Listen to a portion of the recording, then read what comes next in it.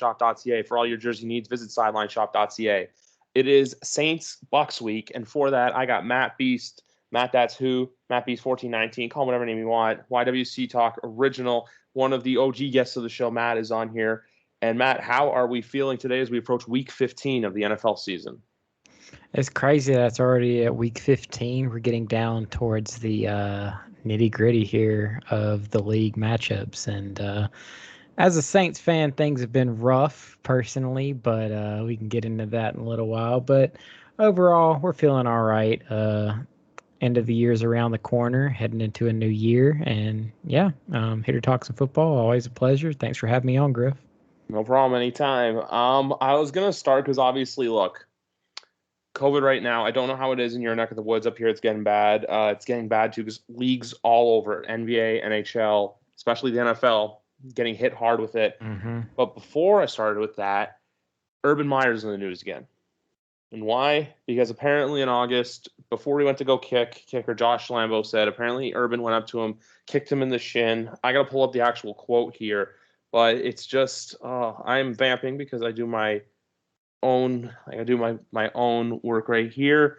And I'm going, like I said, I go on the fly. We go on the fly. Let's see. Got to go look for it. Got to scrolling because it's on Twitter's I've seen before. So folks, right here, I got the story right here from Rick Stroud, who writes for the Buccaneers. Let's see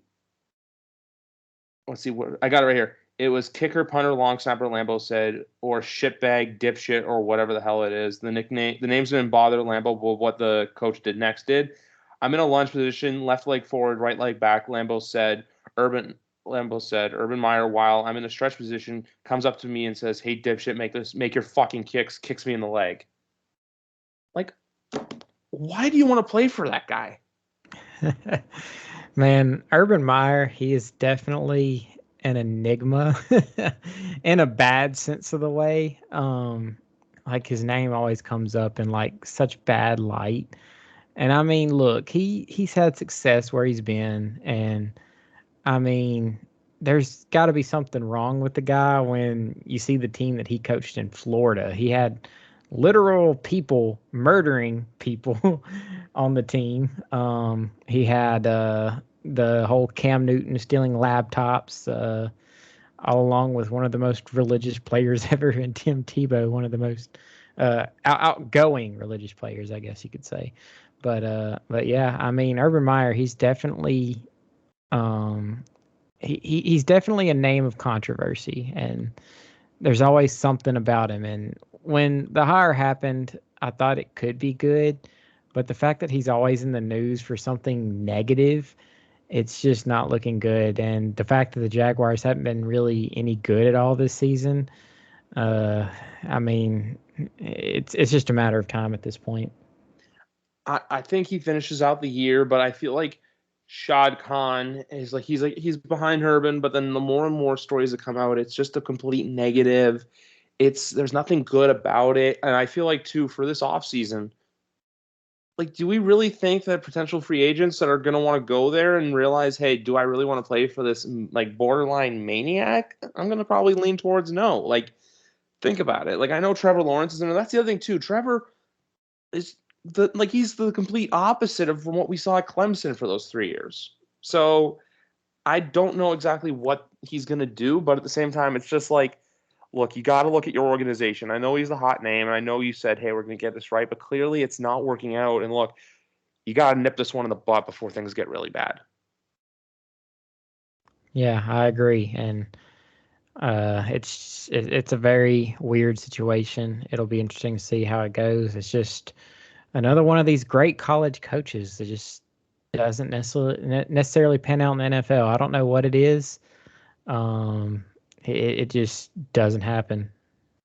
I know, because there's a lot of the college coaches that, like, some of them have worked, obviously, like Jimmy Johnson, Pete Carroll. This one to me is a lot like I'm going to go to the NBA. Now, I would go, because obviously, look, the NBA, you had Billy Donovan, who's worked out great. You would know that firsthand.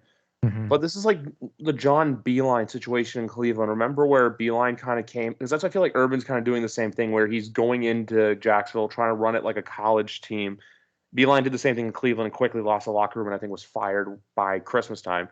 So I could see something very similar here to where if Urban Meyer's name gets called, no one's going to be shocked that he's gone. Oh yeah, for sure. I mean, it'll definitely probably happen at the end of this season. It's very possible. And I mean, I know some organizations get a lot of flack for letting coaches go after 1 year, but this might be a situation where it's just got to happen. There's just too much talk, and like you said, free agents might not want to come there, unless maybe you're an Ohio State guy. I'm sure they would probably still come because I guess they like the guy because they went and got recruited by him. So I mean, I don't know. It's a very weird situation, but yeah, I could definitely see a new coach for the 2022 season for the Jaguars. Oh, 100%. I think it's just a matter of time now there.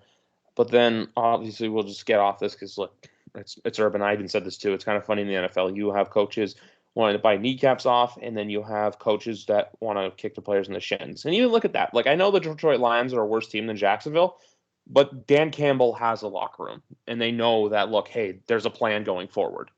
Detroit and the Jacksonville just looks bleak. Yeah, exactly. I mean, there's no, it feels like the Jacksonville Jaguars just haven't really done much. And I mean, the plan with the Lions going in was, oh yeah, I mean, the expectations were, oh yeah, this is going to be a really bad team. And the Jaguars, you wanted to see some kind of growth, and that just hasn't happened. And that really sucks whenever you spent your first overall pick on Trevor Lawrence. And it's just not looking good for him. And I mean, I'm kind of mad at the situation because he's been kind of screwing over James Robinson, who I have in a couple of leagues, and it's not been a pleasant situation in that regards. But yeah, it's something. Let's not forget too, they drafted Travis Etienne, which as soon as they did that, I went, well, there goes James Robinson's fantasy value. Yeah, and I mean, Torres had the injury and been out for the season, so it'll be that's another thing to monitor next season. How Travis Etienne does next season. Exactly. Just moving gears now to obviously the COVID situation in the NFL. It's somewhere where it's getting out of hand. It's getting really bad. Like, look, Cleveland. There's so many teams that are in protected protocols. The Rams are in a bad situation. The Browns, because that's the thing. It's not just teams that are like, excuse me. There's a lot of teams in this protocol, but it's a lot of teams who are look.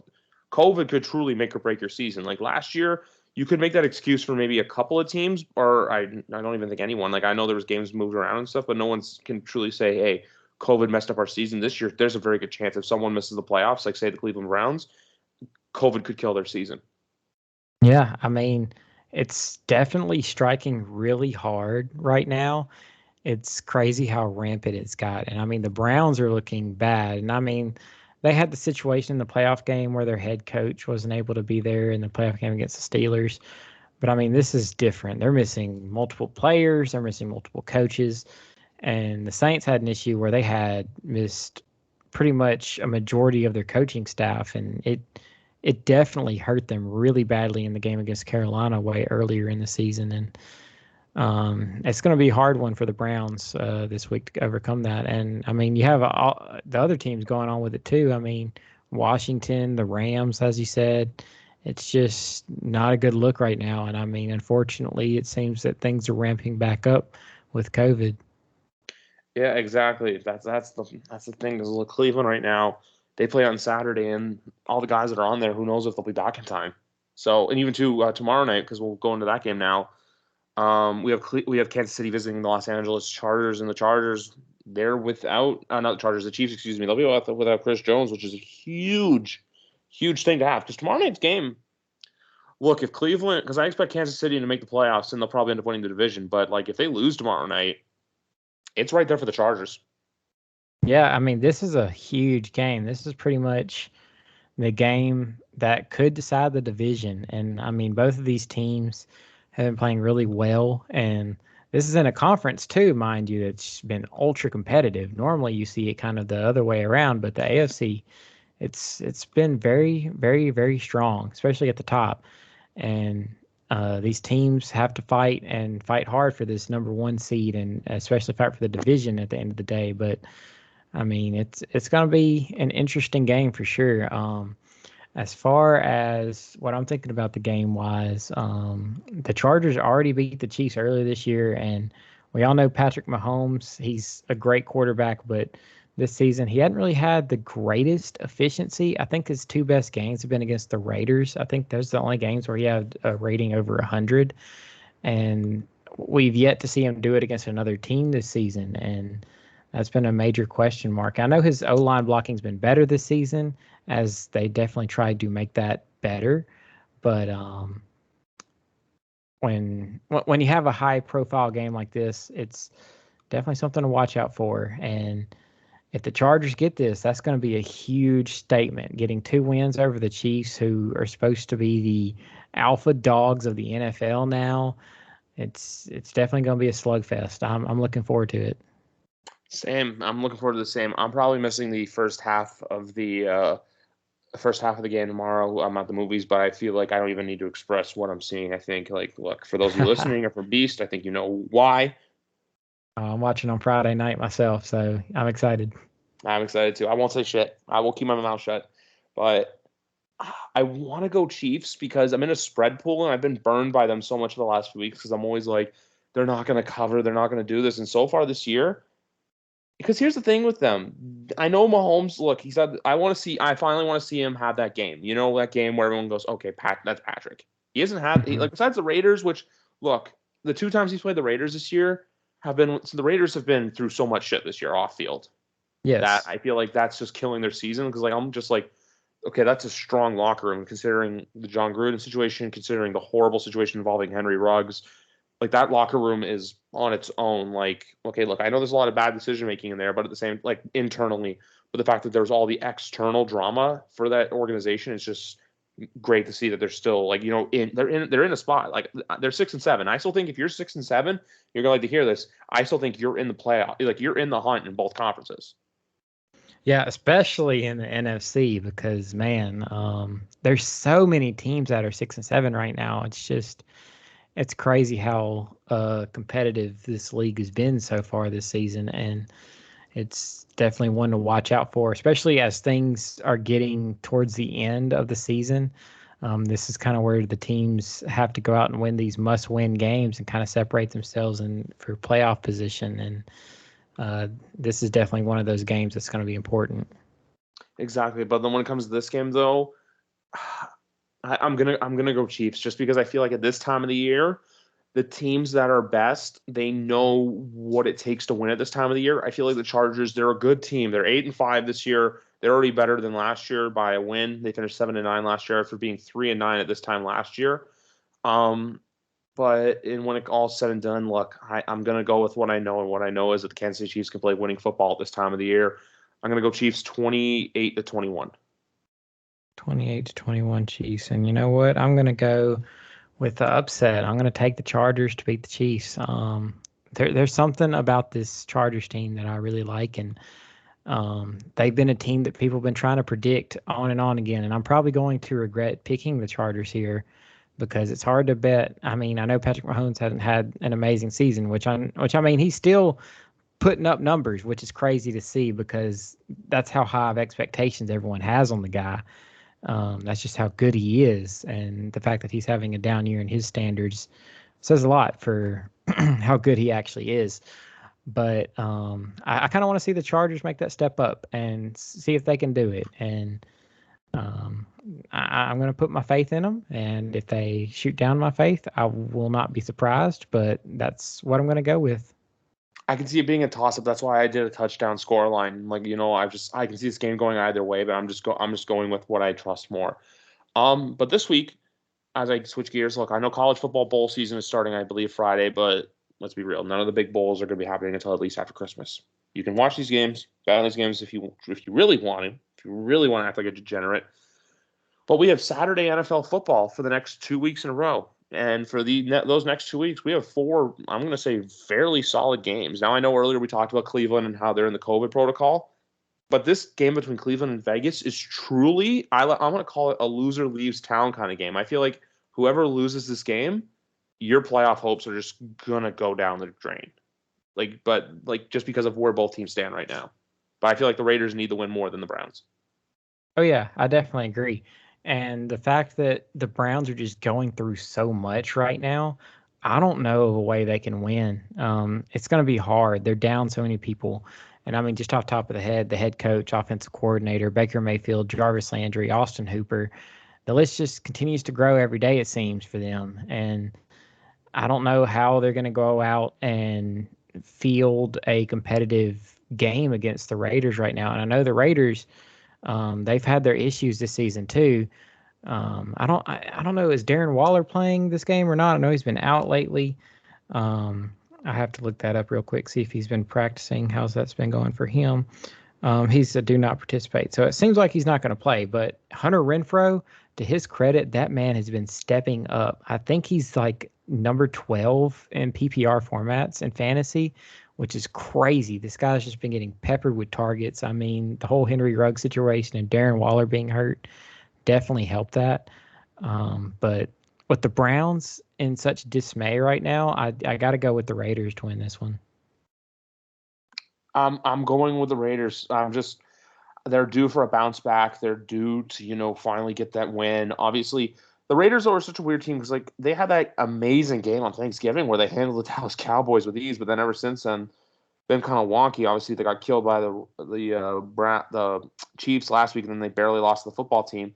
But if you look at Hunter Renfrow since their bye week, 14 points, 14 points, 5 points, 17, 14, and then 22 in the game where they lost where they only put up 9 points. Hunter Renfrow had 13 receptions for 117 yards with a touchdown and a fumble loss. Now, obviously, that sucks, but look, he's a guy that stepped up huge for them. And if they're going to want to make a playoff push right here, because look, they're 6-7 right now, and the Browns are 7-6. So you go to 7-7, that just catapults you significantly because the Browns right now are that team that are just on the outside looking in.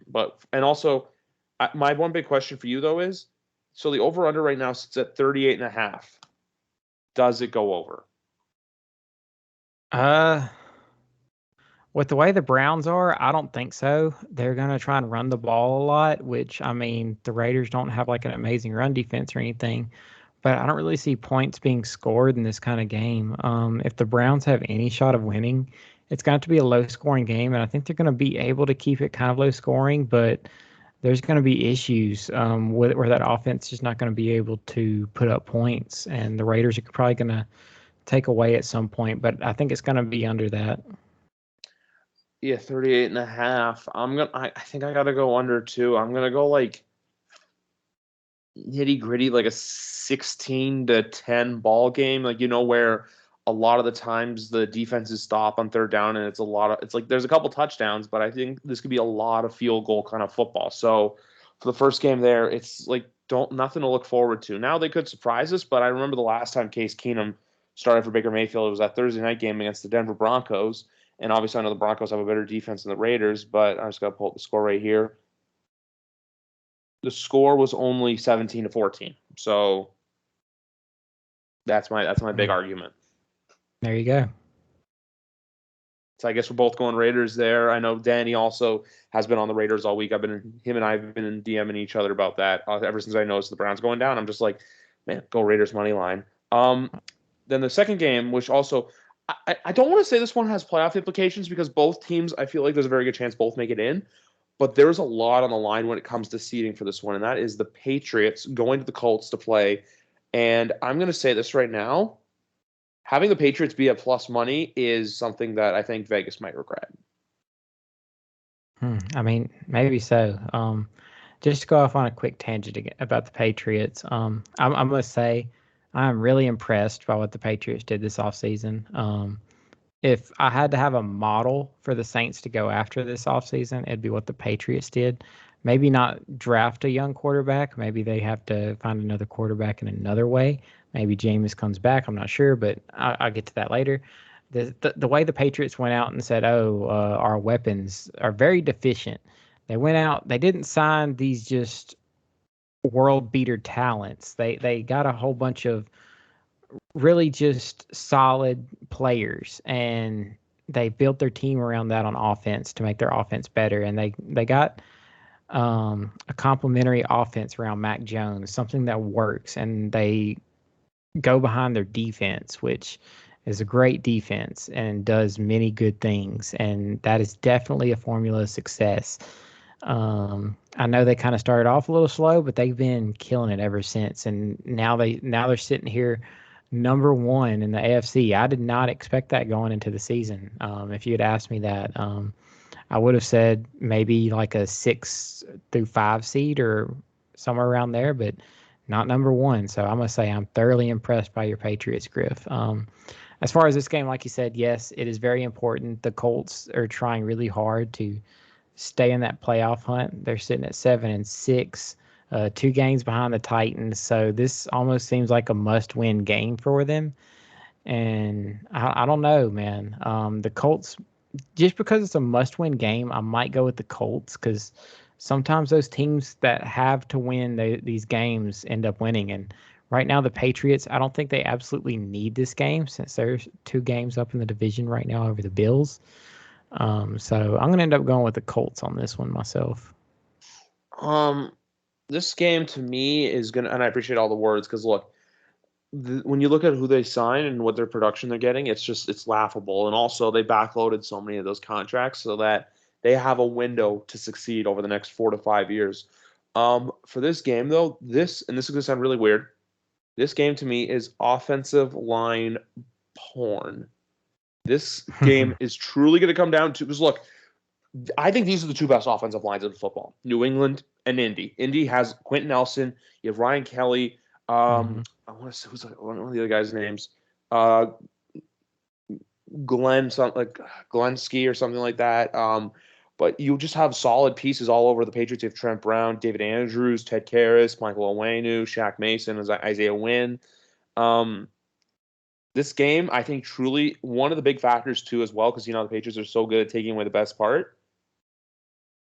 What's the answer for Jonathan Taylor? Because Jonathan Taylor has been a monster this year, and if I'm looking at fantasy 2022, I don't think there's an excuse that he's a top 5 pick next year. No matter, unless you're in a dynasty league, like I know you are. But if you have Jonathan Taylor in a dynasty league, you hold on to him for dear life. But even still, this game too, both sides of both weapons they can throw to. The Patriots have obviously Kendrick Bourne, Aguilar, Myers, Henry, Smith.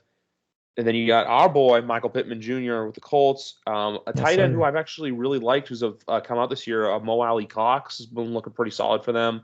Jack Doyle can make plays. Obviously, we talked about Jonathan Taylor with Damian Harris on the Patriots side of the ball. The other guy I was going to talk about as well is, I know we always rag on him for his injuries and stuff, but man, when you need T.Y. Hilton to get something done, he's pretty reliable.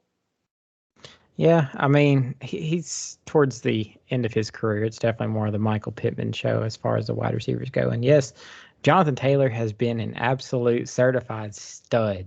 That man, he might win Offensive Player of the Year this year.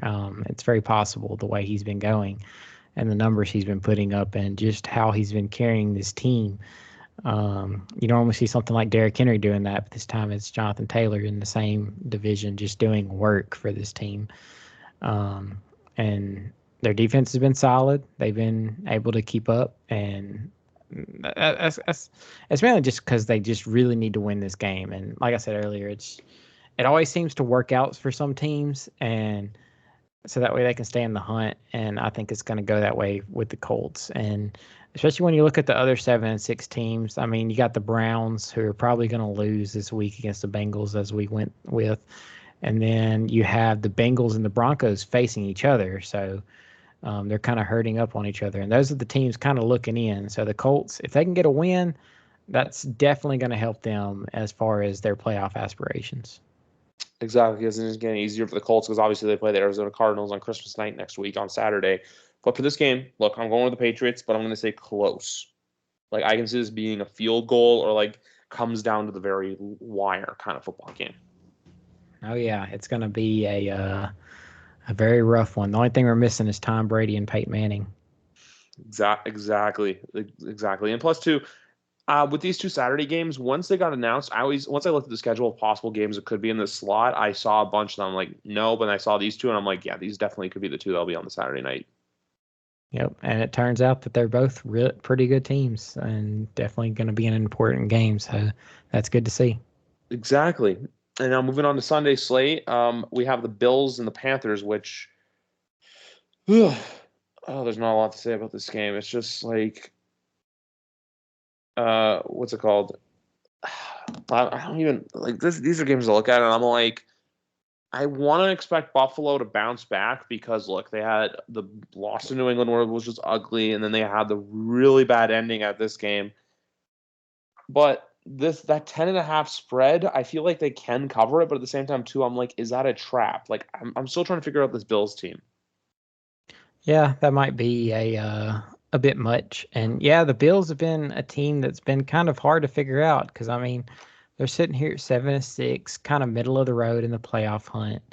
Um, they've had some meh games here and there. I know they were having a hard time headed into New Orleans, and then they had a get right game where they completely embarrassed us on Thanksgiving, which I saw coming. I knew it was going to happen. Um, and now they're playing the Panthers, another lowly team in the NFC South, and maybe Sam Darnold plays this game. I don't know. I don't know what the Panthers are doing at quarterback at this point. It's just I don't know what they're doing. I know Cam Newton, he came back and was pretty bad. Had his moment in the sun. Yeah, I had his moment where he was back for a minute and then he got benched 2 weeks in a row. So you imagine they probably go back to Sam Darnold as soon as possible just because they spent the draft equity on them.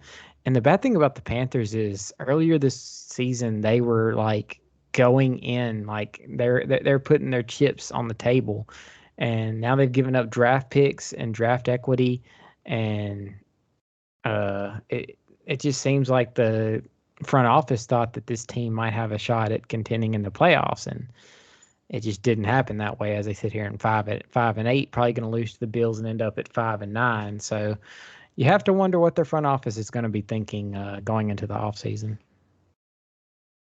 You know what? That's my whole thing right now. Like Carolina, I don't know what to figure out with them. Like the Joe Brady thing, even too, how they just like randomly fired him, and even they slid that in so like like just what's it called? They just completely like slipped that under the door where it was just like yeah, like right as the 1 o'clock start like slate was starting, it's like yeah, by the way, Joe Brady's fired. I honestly, you know how every year there's always that one coach that gets canned that like we are not expecting. hmm I wouldn't be shocked if that's Matt Rule this year. I know he's been there for 2 years, but like, look, Carolina, they were looking good. Remember they had that 3-0 start, but then some people were like, I don't know about them. But then they're showing their true colors now, and since going 3-0, they've gone 2-8. Yeah, and I mean, if I remember correctly, their schedule was so light at the beginning of the year because they played the Saints, who had all those COVID problems I talked about earlier. They also Jets, played the Texans. yeah, they played the Jets and the Texans, and we know what those two teams have been looking like lately. And they just were able to get off on easy teams and create this illusion of, oh, they're going to be contenders. And their next couple games, I mean, they played Tom Brady and the Bucks twice, and I mean that second game on January 9th, the Bucks might not even be fielding their might be fielding all second teamers at that point, but who knows? And then they have the matchup against the Saints, which is going to be important for the Saints to win that if they want any shot at doing anything and to get into the postseason. But looking very bleak. But anyways, yeah, that's the Panthers for you. I got the Bills on that one. I got the. I think this is a get right game for the Buffalo Bills. You know, because Buffalo obviously they played New England a week ago. Then they had Tampa. They lost. Josh Allen lost 2-0, 2 in a row for the first time in a while, I think.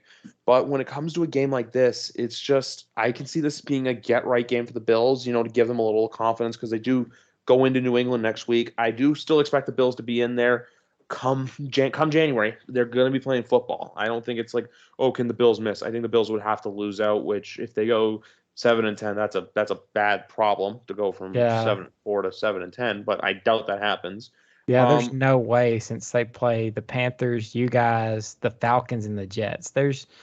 They have to win three of those games for sure. And if they lose any of those three games that are just should be chalk, then you can really start asking the questions about what's wrong with the Buffalo. exactly, 100%.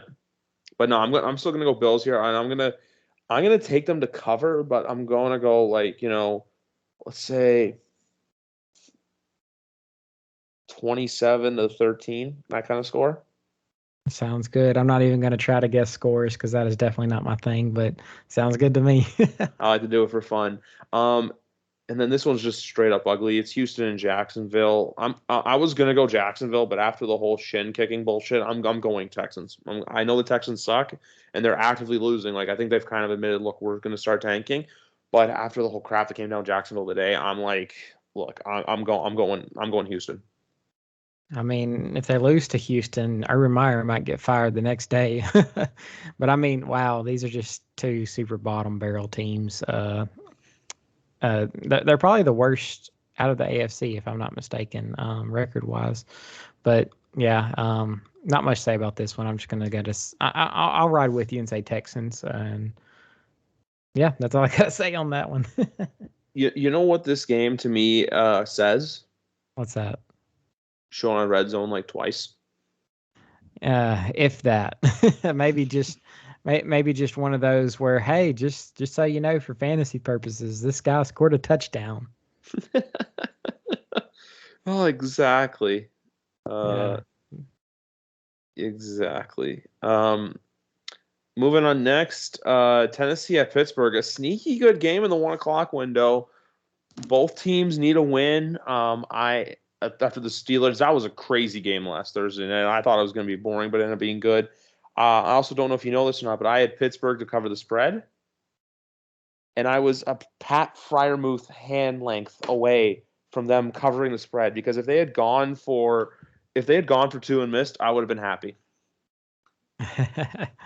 Wow, that would have been crazy to see. But yeah, I mean, the Steelers are definitely in a weird situation at this point. I mean, next season, obviously, Big Ben is most likely gone. And the Titans, they're sitting here at 9-4 without Derrick Henry. They should be getting AJ Brown back really soon.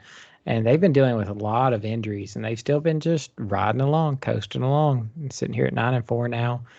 Um, as far as this game, I think I'm just going to go with the Titans to get this win. Steelers defense has been good. I mean, TJ Watt, he's having a defensive player of the year type season. But at the end of the day, I think the Titans, they're going to figure out a way to get it done as they have been. And I mean, over the past couple of weeks, they haven't looked as good. I mean, they had the stinker against your Pats. They lost to the Texans of all people, but they did maybe have a get right game against the Jags where they just destroyed them last week. And let's just see if they can ride it out. Their next couple games aren't too crazy, so they should be able to kind of keep ship, especially when AJ Brown comes back.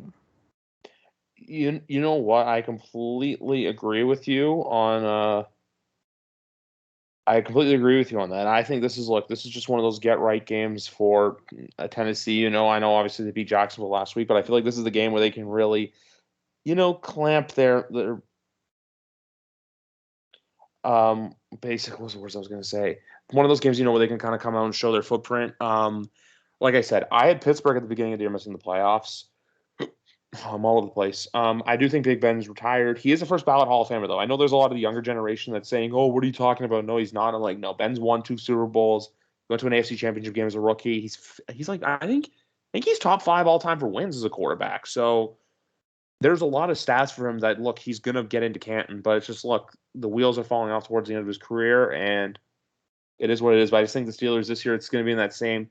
The Steelers and the Saints are in that same situation where they don't need to rebuild; they just need to tinker with a couple of things, and then hopefully they can get right going forward. Yeah, and definitely both of the teams are going to be question marks around quarterback. That's going to be a big thing next season for some of these teams is who's going to be their quarterback going into the next season. Exactly, and questionable on Netflix shows about certain coaches. That's more for the time. Yeah. I watched that being like, I'm going to talk about that. I watched that being like, this isn't real. Like it was a joke. I mean, Sean Payton wasn't it was non-COVID related, a non-COVID related illness. So not to joke about that, but yeah, I think he was sick from watching the trailer of that. Because I know I Probably. was. Oh, it's just bad on bad. But yeah, we're both going Titans here, and then I think we're going to both do the same for the next game. Arizona Cardinals visiting Detroit. I know Arizona lost to LA, and now the Packers are in the 1 seed. But look, I think Arizona is still a really good football team, but I think that once they get into the playoffs, they're going to get humbled by someone. Now, I'm not saying they're going to get killed, but I'm just going to say you're going to see if they have to play the Tampa Bay Buccaneers or if they have to play someone, they're going to be there's a bit of tough sledding ahead, but I feel like they've established a foundation in Arizona that's going to last them for the next look. They have a quarterback for the next 10 to 15 years. Oh yeah, I mean Kyler Murray's been fantastic this season. I mean, he had a couple questionable moments in the Rams game, of course, but I mean this guy, he's gone out there and he's put up some good numbers week in and week out, and this team's been through some adversity. And I know Kyler Murray's been out a couple games, and when he's out there, he's been amazing. And this team kept coasting without him too, and that says a lot about what this team has going for it.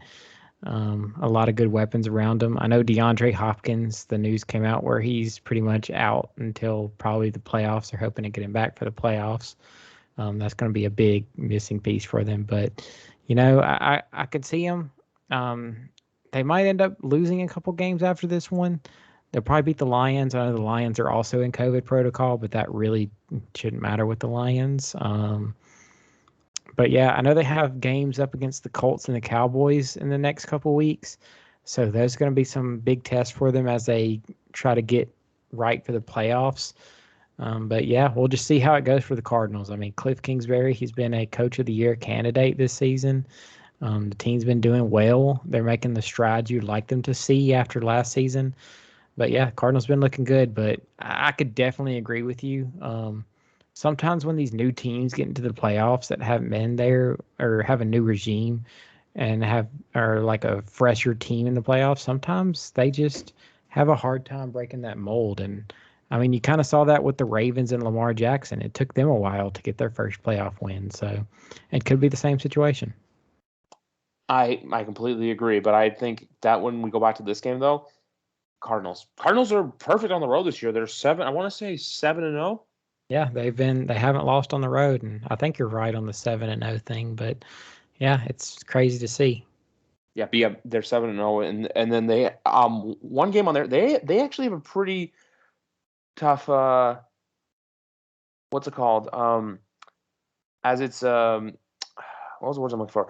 They have the Lions, but after this they have the Colts, the Cowboys, and the Seahawks. And the Seahawks are looking to play spoiler for some teams. But so we're gonna see what they're truly made of down the stretch. But I look at their record of 10-3. I can see. I think at worst they go 12-5.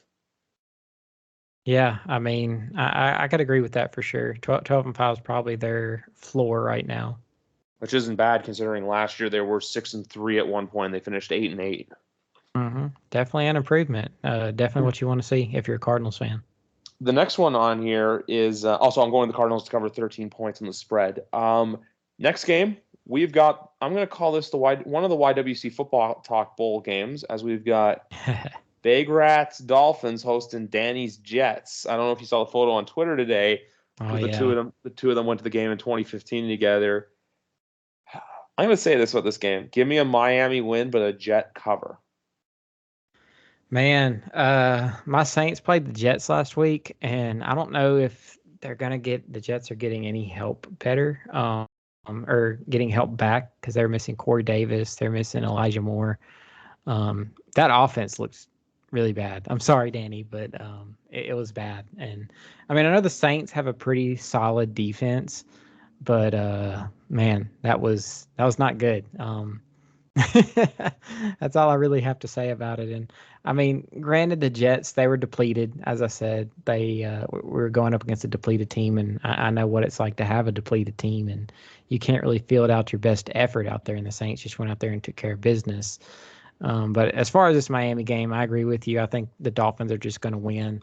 If I'm not mistaken, I think the Dolphins have been kind of on a winning streak as of late. They might have just lost one recently, but for the most part, they've been playing some decent football towards the end of the stretch. Yeah, because they beat the Giants. 5-game winning streak. Panthers. 5-game winning streak for the Dolphins. Very, very good. I mean, they're sitting here at 6 wins right now, and the fact that they've won 5 in a row, That's impressive. I gotta give them that. They They were can go they ahead. were 1-7, and now they're 6-7. So Yeah. they've really turned their season around. Yeah, you have to give props to that. I mean, when your team's sitting there staring at 1-7, it's probably really easy to give up. And the fact that they gutted it through and ended up at 6-7, that I got to give them props for that. I do too. I literally have to give them props for that because of the job they've done. I just feel like with them, like, and they're one of their tests have already come because look, they took care of the Ravens on Thursday Night Football, but next week they have your Saints, which is a game I'm looking to see because that game right there for both sides of the spectrum could eliminate one Uh, team from the playoff, and then they have the Dolphins and the Patriots. So after this is a game I feel like they have to get. Now I know, look, we talked the Jets. The Jets haven't looked good. Um, I think Jet fans have come to kind of grips of like what their team is this season. That's kind of like, okay, they just want to see Zach look good throughout these last 4 games. But yeah. when I look at the spectrum for the Dolphins, the way I look at it is you've got to get this one game because you have a Saints team that's right in the thick of things. You have the Titans that are competing for the number one spot, and then you have the Patriots competing for the number one spot. So I feel like the Dolphins' floor from a 6-7 record is 7-10, but their Mhm. ceiling is I want to say 9-8. Yeah, because I mean, look, the Saints game could go either way for either of them. That's going to be, like you said, a very important game for playoff positioning on both sides of the ball. So it's a winnable game for either team, honestly. And then the Titans and Patriots game are going to be very hard, but I could see them stealing one of them away from one of the teams. I don't know who it could be. I know the Dolphins have a history with the Patriots of upsetting them sometimes, but we'll see how their end of their season goes. But props to them so far. And as far as this game goes, I don't think it'll really even be. I mean, it is a divisional game, so it could be closer than what you think, but it'll probably be like a 10-point game, maybe, I'd say. This the spread is 10. That's why I said Jets to cover, but Dolphins to win. Okay. Yeah, makes sense to me. And last time they played two, the Jets only lost by 7. So I just want to throw that out there. Dallas to the Giants. I don't have really much to say about this. It's just look, the Giants clearly need changes at management and potentially coach, but I gotta go Dallas here for as much as I hate to admit it. I think this is just a game where look, if you're Dallas, you have to roll over opponents in here because you have to not only build confidence up within, you got to make sure that people around you, including people like Stephen A. Smith who hate the Cowboys, are confident in you that you can potentially win in January. Now I know it's a time honored tradition. How about them Cowboys losing in January? But I'll say this the NFL, I think, is a better place when the Cowboys are winning because they're one of those marquee, iconic franchises in the NFL. So, that being said, look, I'm going to go with the Cowboys to win big here against the Giants. But every time I say that, Giants usually either win the game or at least cover. Yeah, I mean, earlier in the year, I know the Cowboys kind of shellacked them a little bit, 44-20. Um, and the Cowboys have been playing really close games as of late. I mean, they got since the Falcons game on the 14th of November, where they just shellacked them by 40. They lost to the Chiefs by 10, lost to the Raiders in overtime by 3, beat the Saints pretty handily by about 10. I wouldn't even say it was a close game. The score looks a little closer than what I feel like the game looked like, but not a blowout game like these people want to see the Cowboys with. And then they kind of skated by against Washington by a touchdown. So, um, like you said, a lot of people want to see the Cowboys go out here and destroy the Giants. And could it happen? Yeah. Could it also not happen? Probably not. I mean, it could probably not happen. So at the end of the day, the Cowboys are going to win. Whether it's close or not, that's what you're going to have to wait and see on. I think I'm going to stick with the trend. I'm going to say it's going to be a close game at the end of the day, but got the Cowboys to win. You know, I'm still going Dallas to win, but it wouldn't shock me if the Giants made it close just because it is the divisional football factor. But at the same time, too, it wouldn't shock me either if the Dallas Cowboys killed them. That's just divisional football in a nutshell. It's either close or it's a blowout. And I don't. There's no real in between. There's no games where it's like, you know what, it was good for both teams. It happens sometimes, but a lot of the times it's usually close or a blowout. I agree. And then this next one right here, Philadelphia and the football team. Man, Philadelphia has been a surprise team this year. And the football team, I feel like the football team is like the Giants because you know how when Daniel Jones makes mistakes, we're on him so hard.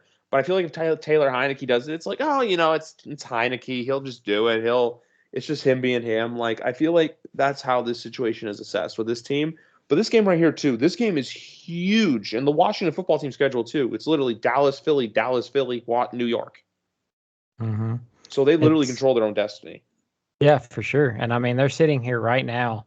The way the tiebreakers all fall out, they're number 7, so they would be in the playoffs today if the playoffs started today. But unfortunately for them, the playoffs do not start today, and they are one of those 6 and 7 teams. There's 5 of them right now in the NFC. There's them, the Vikings, Eagles, Falcons, and Saints.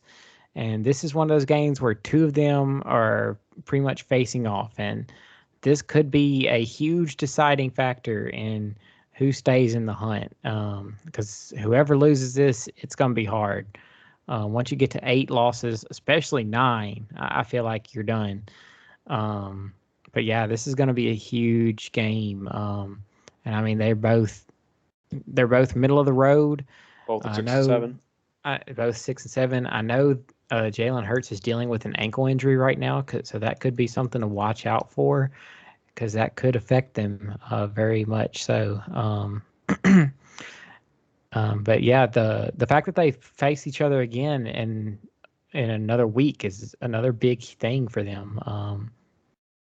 It's pretty much just going to be NFC East football all around, pretty much. That's just all it is towards the end of the schedule, which is weird. Should give the Cowboys a little bit of a leg up in some ways in some of their games, but yeah. If I had to give a prediction, I'll probably say I will take Washington to win this one. I'm not very confident in that, but I wouldn't be confident saying the Eagles are going to win either because I really don't have any way of knowing how this is going to go. But if I was Washington, I would lean on Antonio Gibson and try and let Tyler Heineke not make a lot of mistakes. But as you said earlier, it seems like they just say, "Oh, it's just Taylor Heineke," and I mean, I guess it's mainly just because the investment in the guy is nowhere near what the investment was for Daniel Jones. But yeah, I'm going to take Washington here, very reluctantly. I'm going Phil. I feel like I'm playing it safe with a lot of these picks because I feel like I'm afraid to expand and go outside the box.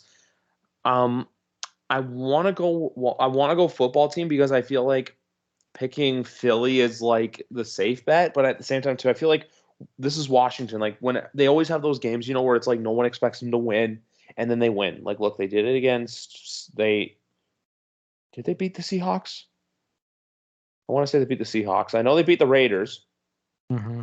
and then they beat the Bucks. So I think that's what the football team does. They just I gotta go research this for myself. The Yes, they did. They beat them 15-17 in a very fun game. So that's the thing with this game where I'm gonna go football team just because I feel like look, this is a time of year where the wacky and the unexpected happens. And that's also been the narrative for this NFL season. It's just been really all over the place. Yeah, I agree. And I mean, they've been playing some pretty good football as of late. Since the Even without Chase Buccaneers Young. win, yeah, since the Buccaneers win, they beat the Panthers. They beat the Seahawks, as you mentioned. They beat the Raiders, and these have been all really close games too. Um, 2 weeks in a row, they won 17-15. That is weird. And then they beat the Cowboys, or no, the Cowboys beat them by 7 in a close game. And now they have some NFC East football against some well-known opponents. So this is definitely going to be something to watch out for. And the fact that they have a good head coach is something I'm going to put a lot of stock into as well. I'm the exact same way. Like, look, if they get a quarterback, I feel like because this year, um, this is a quarterback class that's not that good. But if you can get a guy in there and develop him, this team has a window, and they still have a lot of young pieces. Look, you have Jonathan Allen, you have Chase Young, you have Deron Payne on the defensive side, Cole Holcomb too at a Mhm. pick six last week. You have Antonio Gibson, you have Terry McLaurin, Logan Thomas. Obviously, I know he's been having a great year, and then he tore his ACL. Um, Washington's becoming they've done a complete 180 from where they were in 2019 and now. Like they're like a franchise like look, I think people are going to want to start to play for.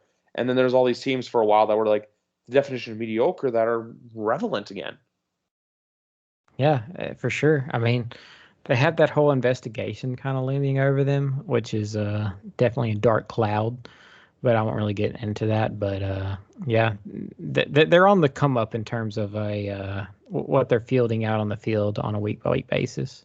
There's one thing I got to say about that. I feel like they're just the NFL. That's just something the NFL didn't want to get, doesn't want out, and I feel like they threw John Gruden under the bus to like alleviate the air from that. Mhm. But there's just certain situations I feel like eventually it's gonna like it stuff's gonna come out about that, and I feel like a lot of people aren't gonna be ready for what's announced. Yeah, exactly. Yeah. Um, we're on to the 405 slot, and let's just try to do some rapid fire for these. 49ers Falcons. The Falcons are weirdly in the playoff hunt still, but I feel like this is one of those games where their dreams get crushed. Yeah, I agree. I think the 49ers are going to take care of business against the Falcons. The Falcons just don't really have a lot of firepower right now, and I mean, it's been a weird way that things have gone with Calvin Ridley, and it's pretty much the Cordell Patterson and Kyle Pitts show. And I think the 49ers are going to go in and take care of business against them. Yeah, I'm the same way. I know this game is in San Francisco, but look, I think Atlanta's a young team. It's just one of those things, where you're like, you think, hey, like, are they good? Are they good? But then, like, you look at San Francisco, and San Francisco, healthy, is a legitimate playoff contender. Yeah, exactly. Look, I know running back's been a bit of an issue for them, but Debo Samuel's looked great for them this year. George Kittle's looking like George Kittle again, Oh and yeah, Trent Williams is a dog on that offensive line. I was very happy about George Kittle. I traded T.J. Hawkinson and Saquon for Kamara and Kittle, and they pretty much got me a fantasy playoff bye. So I was very excited about that one. And George Kittle went off too. So props to him. Nice. Yes, I just wanted to skip over this one game because we can talk about this one for a bit, and it's Denver at Cincinnati going to Denver. This right here is another game I'm going to call loser leaves town. I think whoever loses this, their playoff hit goes from like 60% to like 30%. Whoever wins this, it's going to be a huge win. I'm going though. I know Denver's like that attractive pick. I'm I'm going. I think I got to go Bengals with this one because like this is the one thing with the Bengals that I was worried about going into the year. Their defense has looked pretty good throughout the season. Yeah, I mean the Bengals, they're definitely an attractive team to watch out for. And I mean both of these teams have really some hard games coming up. I know the Broncos have to play the Chargers and the Chiefs. The Bengals also have to play the Chiefs, but then they also play the Ravens and the Browns. These are some tough matchups, man. And it's going to be a hard road for either of them. It's going to be really hard. But in terms of this game, you know what? I'm probably going to join you on that train. I'm going to go with the Bengals. I just really like this team. Joe Burrow is he's probably up there for a comeback player of the year. Him and Dak would be the main two names for that consideration. And I mean, this offense has looked great. Jamar Chase has been a beast. T. Higgins is good. Joe Mixon has been a really good running back this season. But at the end of the day, I think I got to go with Joey B. Same. I got to go Joey B because when it comes down, if it comes down to which quarterback can go out there and make plays to win their team the game, I trust Joe Burrow a lot more than I trust Teddy Bridgewater. I'm not going to hate on my guy Teddy Bridgewater. I'd kind of like to have him on the Saints, but I mean, there's not much you can do with the weapons we have on there. So compared to what the Broncos have, but yeah, I kind of agree with you there too. Yeah. Rams at 49ers. I'm gonna go hot take here. Give me the Seahawks to spoil. Wow, that's an interesting take there. I know the Rams have been kind of wishy-washy at times. COVID's also a big reason for my pick. That is true. I haven't really seen I know Daryl Henderson is on the COVID list. Jalen Ramsey's also on there. That's going to be huge because they're not going to have him to cover DK or Tyler Lockett, whichever way they're planning on going with that. So I could definitely see the spoiler, but I think at the end of the day, the Rams, they're a really good team. Beckham Jr. Odell Beckham's also on there, but they still got Cooper Kupp, and Cooper Kupp's been a stud. Probably him or Jonathan Taylor's winning Offensive Player of the Year. You can book that. And at the end of the day, I think the Rams are going to find a way to get it done. But with all the stuff going on, I wouldn't be surprised if the Seahawks won. But I'll take the Rams to get the win here. I think the Rams are going to win. I can just see a world where the Seahawks, like I said, how the Seahawks can play spoiler because if we look at their schedule down the stretch, they're 5-8 right now. Obviously, they beat Houston. They have LA and Arizona left, but in between those two, they have Chicago and Detroit. Mm-hmm. And the thing with the Seahawks is like them losing is not going to help them because they traded away their draft pick so that way they could get Jamal Adams of all people. This Danny is loving that. Yeah, I mean it was a bad trade, and I mean of course they can make that pick worse with the Bears and the Lions game, and then if they do potentially play spoiler either the Rams or the Cardinals, that could help make themselves feel a little bit better about the trade. But I mean, you have to wonder where this team is going. They can't. They don't really have a good history of drafting very well. Um, I know they have a decent amount of cap space in the offseason. And I know they have the rumors of Russ maybe wanting to get out of town, which could be possible because I mean this team, I don't know how they're going to be looking come next year, but that's going to be something to watch out for. The second that if they get eliminated from playoff contention, those rumors are going to start sparking again. I guarantee you. Or because even remember last time he went on Dan Patrick and said like, "Oh, hey, I'm happy, but if I were to get traded, I'd want to go to one of these four teams." And I've been saying all along, my take has been he is going to be a New Orleans Saint next year. That has been my take for a while now. Yeah, But we'll and I see. mean, See what happens. when the rumors popped up again, the only repeating team on there was the Saints, and I think there's something there with him and Sean Payton behind the scenes, maybe that they might have some kind of a relationship and just the offensive scheme. Maybe Russell Wilson really likes it, possibly. I mean, part of me is just me dreaming that this could happen.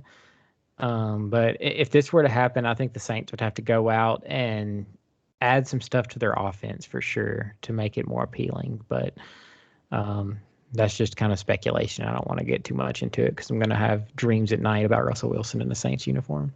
I also think that there's a chance that they can draft the Saints can draft a wide receiver here, but I don't want to talk about the draft right now because look, it is December, so we'll cross the bridge when we get there. But the splash game in the 4:25 window, in the 4 o'clock window, I should say, Packers at Ravens, and I'm going to say this right now.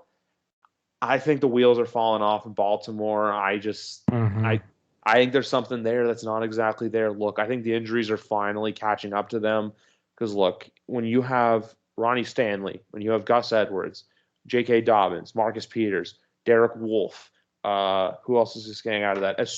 The big kiss of death for me with that, though, was when Marlon Humphrey got hurt. When Marlon Humphrey tore his pec, that was bad. Also, too, I believe, I want to say L.J. Fort, and I want to say I think Deshaun Elliott, but I'm not 100% sure on that, so don't completely go after me if that one was wrong.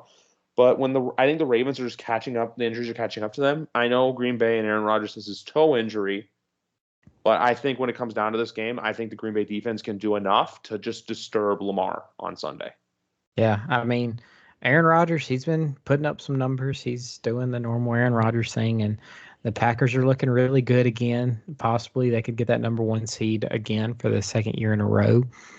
And with the way this Ravens team is looking, I don't really think they're going to be able to play spoiler to the Packers' plan. So, for all those reasons you just listed, I got to go with the Packers. I'm the same way, and I'm going to skip a day right now because obviously I want to save what we came here for last because the Monday nighter is, which unfortunately Monday is my birthday, but the game is the Bears and the Vikings. So thank you, NFL. Thank you. Happy early birthday, Griff. Thanks, Matt. But with this game, like, oh God, it's just so ugly. I don't even like the Bears. I know they're a historic franchise, but like they have to throw history aside and like only allow certain team, like you have to get in based on your record. Like even last Sunday, how the Bears and the Packers were Sunday Night Football, and I get it's a historic game, but like you don't always need it to be in Sunday Night Football or be on a primetime game. Like believe it or not, this year the Bears had more primetime games than the Patriots. The Patriots had one Sunday Night Football game the entire year. The Bears have had two Sunday Nighters. a Monday nighter, a Thursday nighter, and then actually two Sunday nights, 2 Monday nights. I kind of would have liked to see them flex in the Bengals and the Broncos game here. I don't know how possible that would be with scheduling a Monday night game versus a Sunday game, which it's probably more possible. What's that? I want to cut you off. So I was actually reading up on the new TV contracts, and apparently starting either next year or in 2023, Monday Night Football games are going to be flexible after Week 12. Okay, well, there's the answer. It's just probably not flexible right then. Yeah. But starting next year, you could see something like that. But that would definitely be a game I would definitely like to see kind of flexed in, because those two teams don't really get too much national spotlight. And since this is kind of an important game, that'd be kind of cool to see in the primetime versus the Bears and the Vikings, which, the Vikings are kind of in the hunt right now. They're sitting there with the 5, 6, and 7 teams in the NFC right now. So that's something to watch out for, I guess. And I guess people kind of want to watch Justin Fields and the Bears, see how they do. But as far as this game goes, I don't really care too much. Like you said, you probably don't seem very enthusiastic about it yourself. But at the end of the day, I'm going to go with the Vikings to keep pace and keep up with those other 6 and 7 teams. I will be at the Toronto Raptors game on Monday night, so there you go. That answers that. But for this game, there's a weird part of me that wants to go Bears to upset, but then I'm just like, no, I'm going Vikings. I think the Vikings are kind of like finding a rhythm at the right time. I think the Vikings, though, they're that team that I feel like they can make a run, but at the same time, too, I think it's all false hope to where they're going to have a game like, Miami's done it for years where it's like you have to win it to stay in the hunt, but then you lose. That's going to be the Minnesota Vikings come Week 17 or Week 18. Yeah, I could definitely see that. That coming back to bite them. And, the offense, it's been pretty solid. Justin Jefferson's a beast. Dalvin Cook's always good. I know he's had his fair share of injuries issues a little bit this season. But, yeah, at the end of the day, for this game, the Bears just really don't impress me too much so far, and that's been the thing with a lot of these rookie quarterbacks, which is why I got to give more props to the Patriots here. They went out, they didn't get like the sexiest guy in the draft. A lot of people kind of made fun of them, but at the end of the day, this guy was probably the more pro-ready prospect. Did he have as much ceiling talent as Trevor Lawrence or Justin Fields? Probably not, but under the right coaching staff, that's what it mainly comes down to at the end of the day, putting people in the right position. And that's what the Patriots did. They put him in the right position, have a good game plan for him, and it's been working really well in his favor. Yeah, exactly. I can go on and on all day about Mac Jones, but when it comes down to this game, the only thing I'm going to say is ugly under game. I agree. Ugly under. Anyway, we got one more game to talk about. We skipped over Sunday Night Football for a reason. It's a rivalry game. It's a game that, look, I think it means a lot to both teams because obviously the Buccaneers are still in the hunt for the 1 seed. Mm-hmm. Even though I'm saying that right now, I know you don't like to hear that, but I guess that's just is what it is. That's true. But the Saints are still knocking on the door. They had a bit of a bad 5-game skid that they went on. They've rebounded from it a little bit. And for that, I'm going to let Matt go on and talk about his beloved New Orleans Saints. Matt, the floor is all yours. Okay, so we just beat the Jets, as I talked about earlier. The Jets obviously were hurting, and they took advantage of a hurting team and beat them. And right now, the Saints are definitely in a quarterback conundrum, and the Saints went on that 5-game skid. Funny enough, the last game they won before the Jets game was against the Bucks, and I was there. It was on Halloween night, and I was all excited because we just beat the Bucks, and we're sitting at 5-2, and now we're sitting here at 6-7. Life comes at you really quickly in the NFL. How fast things can turn around, but over that 5-game skid, we had so many injuries happen. We were hurt everywhere. The D-line was decimated. Offensive was super decimated. Deontay Harris is suspended. Alvin Kamara was out. It was just bad all around. Trevor Siemian wasn't playing that well. We pretty much only had good offensive showings whenever the defenses got lax after they had a big lead. So eventually Sean went to Taysom, and Taysom looked well enough. He did hurt his finger in the Cowboys game, and he's presenting rushing upside. This time last season when Taysom was playing, he wasn't really running the ball like we all thought he could. And so far in the past couple games, he's been running it and showing um, a more aptitude at running the ball when the pocket collapses or when the play breaks down. And that's definitely what you want to see out of him because, yes, he makes smart decisions with the football when throwing it. He typically has a pretty good completion percentage, and that's mainly just because he just takes what the defense gives him. He's not really like the best deep ball thrower. He doesn't have like the perfect ball placement, but he can make a read sometimes here and there. And for the most part, he makes the right ones. Is he the quarterback of the future for the Saints? Probably not. Do I like his contract that he signed this past during the season? No, I don't. But mainly that huge contract number is if he becomes the permanent starter at quarterback, which I don't think he's the guy. But that's kind of what these next couple games are, to kind of test him out and see if he is. And this is a huge test against the Buccaneers because if we're going to beat the Buccaneers, he has to go out and make plays throwing the football, not just running the football. And granted, that's a hard thing to do against a pretty good defense with the Bucs, and it's going to be hard to keep pace with the Bucs. Tom Brady has been, as much as I hate to say it because he's on the Bucs, he's been so good at 44 years old. It's insane. I'll be happy when he retires. I've only had to deal with it for 2 years. I don't know how Jets and Dolphins and Bills fans have dealt with it for so long, but I don't have too much longer, hopefully. Who knows at this rate, though. But we've been the kryptonite to Tom Brady. The defense matches up well against the offense. Malcolm Jenkins normally is a really good cover against Gronk. Chris Godwin does give us problems because we do have trouble guarding the middle of the field for whatever reason. And I guess it mainly just happens with Gronk being kind of covered pretty well by Malcolm and Marshawn Lattimore normally having Mike Evans' number. So Chris Godwin is normally the guy that kills us. And Chris Godwin has been on a pretty nice tear recently. Tom Brady's been going to him a lot recently. I think he has 15 targets in the past 2 games. Definitely something to watch out for if you have Chris Godwin in fantasy. Definitely keep starting that guy because he's probably going to be the guy who ends up beating the Saints. And I mean, Leonard Fournette's been pretty good too, to his credit. I don't know how well he's going to do against this rush defense, which is top in the NFL. That's the one constant with this team. We're always really good at holding a team to not really being able to run the ball. But, we're 3-0 against Brady in the regular season, but I just don't know how I can see us winning this game.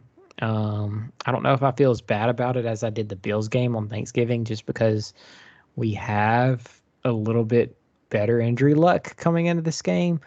I think we could keep it close, but at the end of the day, I think the Bucs are going to win this one kind of easily, probably by about 13 points, maybe 17, somewhere around there, if I had to guess. Well, the spread for this one's 11 right now, or it's like I think it's bouncing back between like 10.5 to 11. Mm-hmm. I'll be honest with you. I can see a similar game to what we saw last year in the divisional playoffs. Where it's a close game throughout, but then the Buccaneers just find a way to pull ahead and win by 10 points. I still feel like I think everyone's expecting, like, remember last year when everyone dunked on the Saints and the Saints were leading the division at the time. I think you guys were, I want to say 6-2 and they were 6-3 because they had yet to have their bye, and everyone was like, oh, it's the Bucs time. Like, I could see a similar thing Sunday where everyone's kind of expecting you guys to get walked all over, but you keep it a close game and still lose. Or even similar to what the Patriots did earlier this year with the Bucs. You know how I think there was a lot of people expecting Tom to go in there and hang 40, but he only held, I think he only put up 19 points in that 19-17 win. I can see a very similar-ish style game from the Buccaneers come Sunday night. And also to just considering the fact that, look, they should have killed Buffalo, no problem. The fact that they let Buffalo creep back into that game, Mm-hmm. that was a bit of a red flag to me just going ahead because, and I know, like I said before, after this, it's super easy because the Bucs schedule after you guys is Panthers, Jets, Panthers. Yeah, very, very easy. I guess the only other thing I have to say about this game is I know last season when we went into Buccaneers, we kicked their ass. Like that was one of the best games I've seen the Saints play in a very long time. Like it was a spectacular game. But if we do beat the Bucks and we end up going 4-0 against Tom Brady in the regular season and we beat him with this team the way it is right now, I will talk so much shit about the Buccaneers and Tom Brady for the rest of my life. I don't care if they beat us in the playoffs. The fact that if we win this game, there will be some shit talking, which might be the only thing I can hold my hat on with this season. But I would love for the Saints to win just for the rivalry sakes. But I don't think it'll happen. That's kind of my expectations going in. You know what? I completely get where you're coming from. I'm just looking at the way of I think I'm just gonna still stick to my prediction. I can also see a world where your defense frustrates them a little bit and forces them like not to make mistakes, but just you give Tom some trouble at times. Yeah, I mean, in the 3 games so far, we've caused Tom to throw at least 2 picks. So it's definitely something he has trouble with. Yep, like you guys always find a way to give him trouble and stuff. I feel like if this was a completely healthy team that was, Jameis and Taysom Hill, Michael Thomas was out there. What is the word on Ryan Ramczyk going into this game? I think he was a do not participate. I don't know what's going on with him. Some people were kind of wondering if he should be on season-ending IR, but I guess they expect him back at some point. I don't think he's going to end up playing. Teron Armstead just came back. Slowly, we're getting more healthy, but as far as it looks like, I think Ramczyk will probably not play. Okay, okay. I just wanted to ask. I feel like with him, it's one of those situations where I feel like they're going to hold out hope, but then if you guys like reach to a point where it's kind of like, you know what, hey, I don't think we're making the playoffs, then I think that's when you tell them to like shut it down for the season and get ready for next year. Yeah, exactly. But if this guy got, the only thing I was going to say was, look, if the Saints were healthier, like completely healthy, I'd pick them to probably upset this game. But I'm sorry, I have to go Bucks. I mean, I don't blame you, man. I mean, even if we were fully healthy, um, I kind of don't count Michael Thomas as being fully healthy because he's been gone for so long. I don't know what it's like to have him on the field anymore at this point, and I'm going to be happy when it happens again. But yeah, I mean, it's very hard to see my Saints going in there and winning against the Bucks. But I mean, if it happens, I'll be exuberant. I like the wording. I like everything about that. And I think we're going to leave it at that. Like, look, we did it all. We covered some new stuff, covered the Urban Meyer stuff, went through all the slate for Week 15. This is the first time. Now, look, this is the time of year where it's like you said, we're in the nitty gritty. It's time to lock things down. Time to get this train chugging.